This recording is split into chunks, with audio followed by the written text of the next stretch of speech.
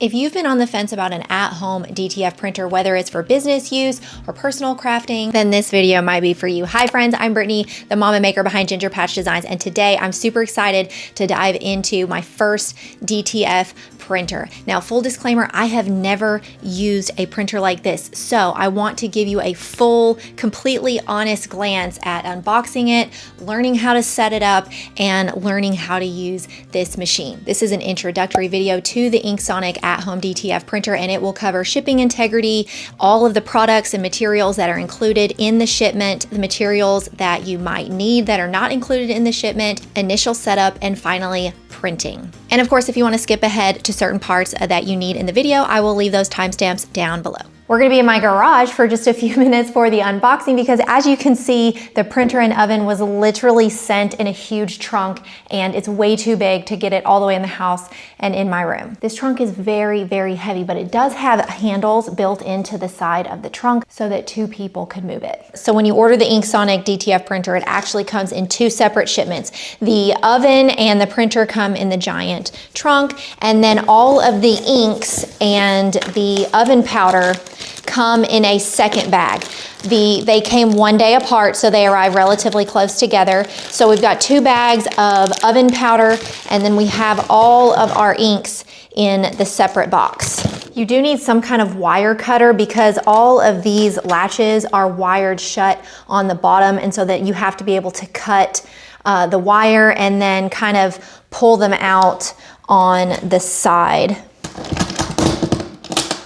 Okay, it is taking a little bit of elbow grease to get these off, but honestly, I don't mind. I'm sure my husband could have got these off a lot faster than me. I don't mind though, because it is secure. Like, this is the most secure shipment I've ever received. I think the lip of the latches got like, you know, kind of mushed, and so you might need another kind of pliers.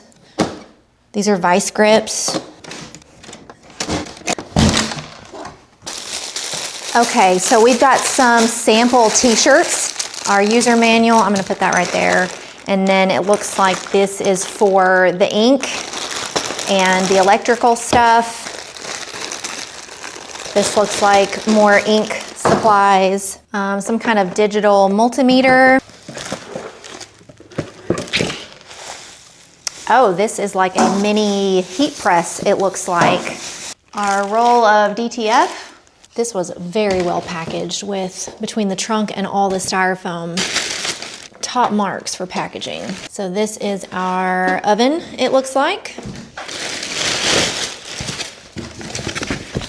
And that is our beautiful printer. When you get your printer out of the box, you're gonna want to remove all of the plastic and the tape, and depending on your model, you might need to open the main carriage where the ink trays are and make sure there's not any extra tape or packaging in there. Next, you're gonna wanna install the pieces that hold the film roll. Now, my screws did not look like the screws in the manual, but they are in the main bag with the other tools and electrical pieces. Next, you're gonna wanna take the plastic off of your DTF film roll, and you will see two black pieces inserted at each end. You're going to want to take those out and just toss them. And there are two larger pieces in your materials that you're going to want to insert on either end of the roll, and then insert the rod that will hold it on the rack. Next, the manual is going to show you the two smaller screw pieces that are going to slide onto the ends of the rod, and these are intended to hold the film roll in place when it is printing. You can adjust this later, so just go ahead and put them on and screw them gently, and once you're ready to print at a later stage, you can adjust where you want the film roll to be. Now, the rod has little grooves, and those grooves are going to fit in the rack, and this is what allows it to roll through the printer. And then on the second grooves is where you snap them down to hold the whole thing in place. Next is software installation. Again, make sure you have not done anything with the ink yet. That's super duper important. Go ahead and get the cord from one of the material bags and connect your computer or laptop to the printer before connecting the dongle and the USB. Honestly, this was the smoothest process out of everything. I followed the directions in the manual step by step. It did exactly what the manual said it would, and it was pretty straightforward and streamlined. It took maybe 10 minutes total to download everything. Before we go any further with the nitty-gritty of the printer, shout out to the technical support. There are QR codes on the front of the manual. All you have to do is download the free WhatsApp. They helped me troubleshoot a few things that were really not that big of a deal, but the fact that they were so responsive and quick was super reassuring. Just know that if you live stateside, they are only available in the evenings. Next comes platform installation. Honestly, this was by far the most aggravating part, the only aggravating part, and I had to call in Mr. GPD to help me because I just couldn't figure it out based on the one picture in the manual. I do feel like the manual could have provided some more pictures and some more direction on how to install this. My husband's pretty handy, and it still took him about 30 minutes to finally get it figured out. Thankfully, this is not a super necessary part of the machine. We could have, after we put it together, we realized that we could have just left the silver parts off and just left the black platform part on there by itself. So if you struggle with this part, it's okay. It's not absolutely necessary. If you're confused about the platform installation because in the manual it only has one picture and it's pretty vague, let me explain how we did it. Our kit didn't come with a hex key, and so my husband used a 3mm size for the screws that it comes with. If you are completely new to DTF printers like I am, I had no idea that this is actually the cutter. Like when the film comes out of the printer and it's laying on the platform, this is a cutter. I didn't know that. That would have been super helpful. So honestly, if you're struggling with this part and you just don't want to fool with it, you can just put the black platform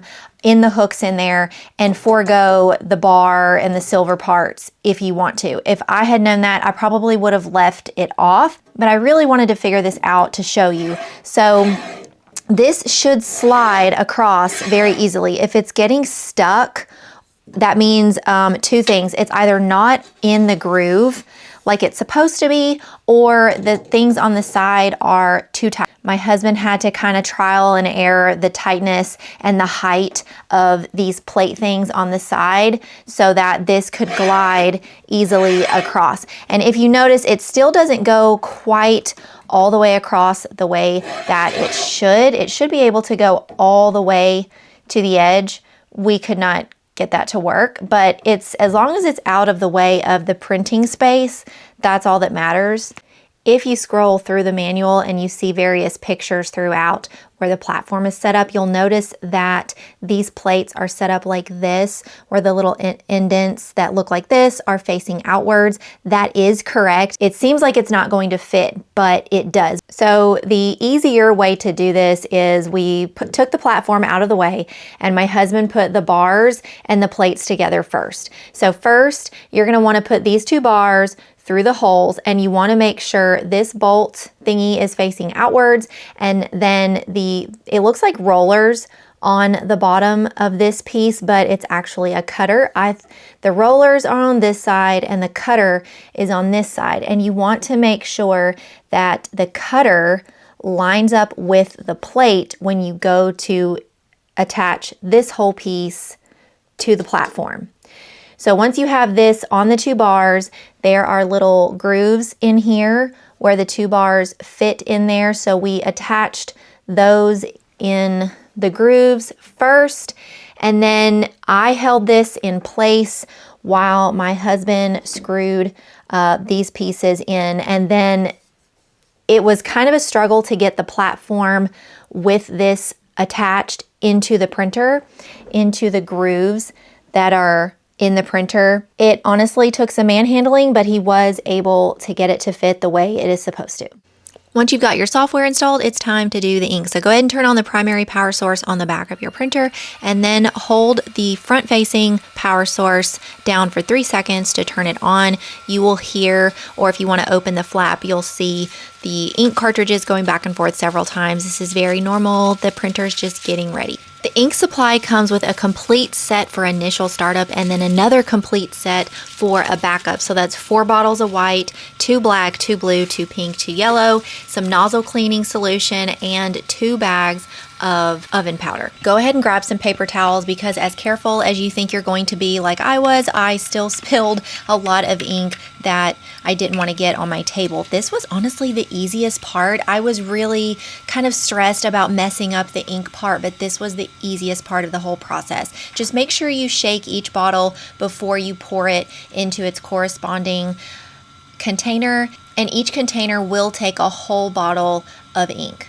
Once you have all of the inks poured into their containers, the directions say to press the ink primer button on the front of your printer, and I did that, and it only primed for 2 colors. So I took the syringes that came with the materials and I manually suctioned out a lot of the air that was in the tubes to pull the ink into the smaller cartridges that you see me holding here. Now your experience might be different than mine, but when I primed the ink, only 2 tubes got primed with ink, and then it stopped. I pressed the button again and nothing. And so I completely turned the machine off and I waited until it sounded like it was completely powered down. And then I turned it back on and turned on the front facing power button again.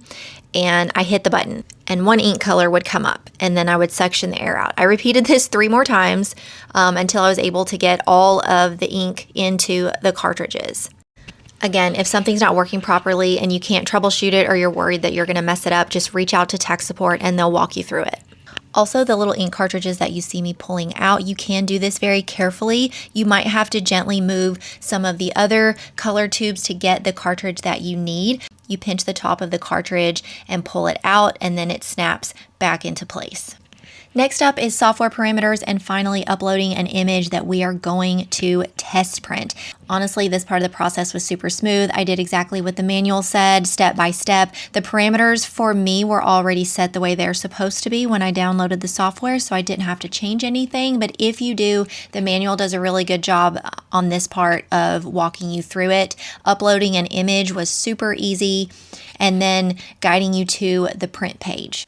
Once you have your whole machine set up and ready to go, you've got the software ready to go on your computer. What I would recommend first, because I made this mistake, make sure you have your roll all the way to the right. If you don't have the roll all the way to the right, I think it does say this in the manual, then when it's printing on the inside, it's not going to print completely on the page.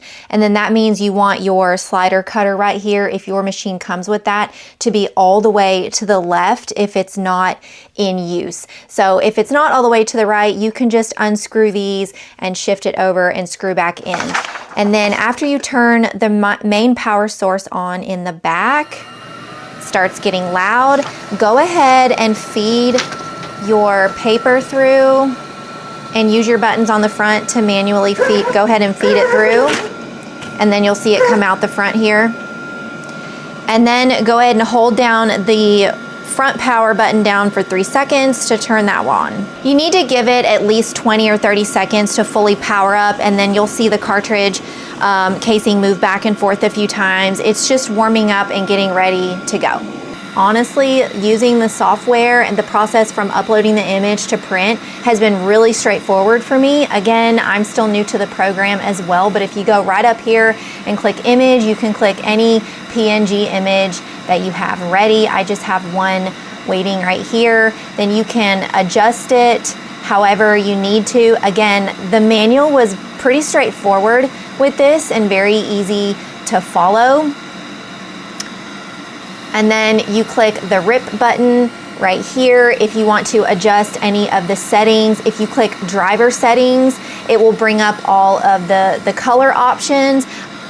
I did not touch any of these settings because they were already set exactly the way the manual said they were supposed to. So I just checked it, okayed out of there, and then I clicked the print button. And it takes you to this screen and it's processing. Once it gets to 100%, after this is at 100%, if this is your first time printing, the manual says to go to this button right here that says print terminal, and just make sure that you selected the correct printer that says Epson Stylus Photo.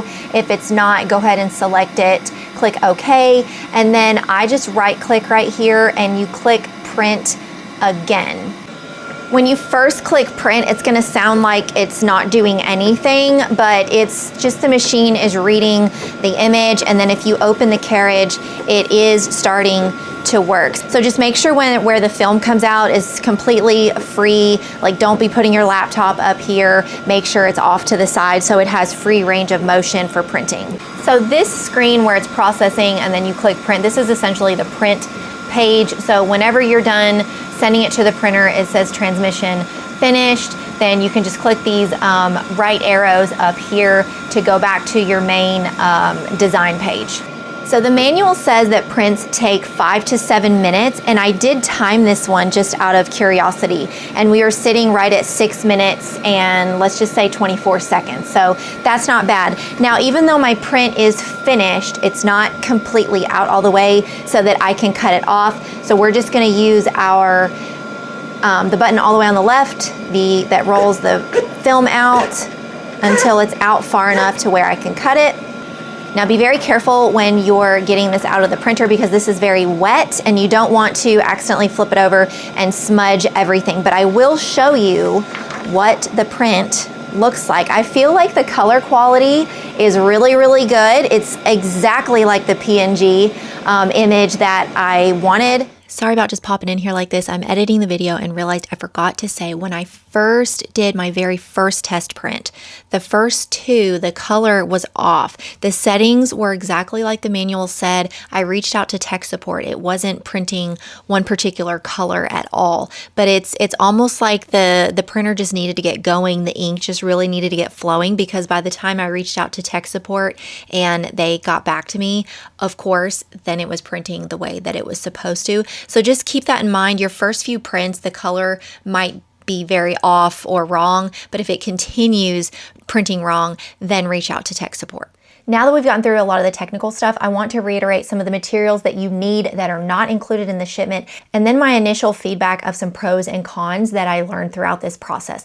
Again, I want to reiterate this printer was sent to me by the company. I did not purchase it with my own money. However, I want to share honest feedback because anytime you're learning a brand new machine, a brand new software, it can be very, very frustrating. So I just want to give you my honest feedback. Okay, materials you need that are not included in the shipment. I had to use wire cutters and then vice grips to get the trunk open. Again, that was not a bad thing. I really appreciated that they shipped it so well inside of the trunk. You also need a Windows compatible computer. I use a MacBook for my typical work things and editing videos and stuff, and so I did have to purchase a Windows compatible computer. I think I spent like $400 something. Like, you don't have to go spend an arm and a leg. However, I highly recommend you looking at the InkSonic website because they do have system requirements listed all the way down on the pages of what your computer needs. For example, my husband wanted me to get at least a 16 gigabyte memory. I'm not going to pretend I know everything about computers, but just make sure that your computer meets the system requirements for the printer. You might need that 3mm hex key that, again, mine was missing from the shipment, but that was literally the only thing that was missing. And my husband has every tool under the sun, so that was not a big deal for us. And also later on in the process, you will need a large, shallow, like Tupperware type dish, like some kind of plastic container to shake the oven powder. Using the oven will be in part 2 of this video. So make sure you like and subscribe so you don't miss the setup of the oven and we can actually start using our prints after they bake in the oven. My personal pros and cons, I think that the shipping was top tier. It, like I showed you, it came in a trunk. Everything was very well packaged and secure. Nothing was damaged or dented. Like I said, the only thing that was missing from the shipment and has nothing to do with the quality of the shipping was that little hex key. There are several bags of extra replacement parts and materials. There's extra ink, there's extra oven powder, there's all these extra parts that I don't even really know what they are yet, but it comes with a lot of extra replacement parts that I think we can all really appreciate, especially when it's overwhelming learning a new machine to begin with. The software, I was really nervous about the software setup, but it was super quick and easy. The USB and the dongle that it comes with made it super easy. It went exactly exactly like the manual said it would, and it was literally done in like 10 minutes. I think one of the hugest pros for this is the tech support. Again, new machine, completely new software, all of that can be very overwhelming and frustrating. But like I said, there are QR codes on the front of the manual. All you have to do is download the free WhatsApp, and they are very responsive. I had to reach out to them several times with just random questions, like no big deal type of things. They had to troubleshoot with one issue with me about the ink cartridges that ended up not being an issue. It was a me problem. But the point is, they were very quick in their responses, and I was very impressed by that. Also, they have a TeamViewer option. You can download the TeamViewer app on your computer, and this is optional. Not everyone might be comfortable with this. I didn't have any like serious personal information on my new laptop. And so you can give them your TeamViewer code, and they can take over your computer and help you troubleshoot whatever printer problems you have in real time while they're talking with you on the app. And lastly, aside from the platform issue that my husband had to come in here and help me with, overall the setup was not as overwhelming as I thought it would be. It was pretty smooth, if I'm being completely honest. As for cons, again, these aren't really like that big of a deal for me. They might be for you. So even though these are cons, they're really not that bad. A con for you might potentially having to buy another laptop. Again, you don't have to buy a super expensive one as long as it has a big enough working memory on it. The manual is very comprehensive. There's a lot of screenshots and a lot of pictures. However, parts of it were very like the step-by-step went exactly the way it said it would, and other parts were very vague and confusing. Again, I do not have a technical brain. Like, I have a crafty brain, not a technical brain. And so it could have been just me, but I felt like parts of it were vague, and my husband had to come in to help. Just be prepared that you might have to call in backup to help you out. Just to add to that, again, the tech support really put all my nervousness and anxiety about it aside because they were so responsive. And so I wouldn't even say that that was a con, because whatever was missing in the manual, they took care of it for me on the WhatsApp tech support. Lastly, this machine does not auto clean. I haven't had to do any auto cleaning. I've done a couple nozzle and print head checks, but you have to do that manually. It doesn't do it for you. So whether you're using your machine regularly or it's just sitting, even if it's just sitting, you have to make sure you're paying attention to those regular cleanings and checks. Friends, as I said, there will be a part 2 to this video coming where we dive into the oven and actually using our new DTF presses on some products. So let me know down in the comments what questions you have. What did I leave out? Which I'm sure that I did. I'm so sorry. Let me know what your questions are, and I can address some of those in the next video. Friends, that's all I got for you today. Thank you so much. Make sure you like and subscribe, and I will see you soon. Bye.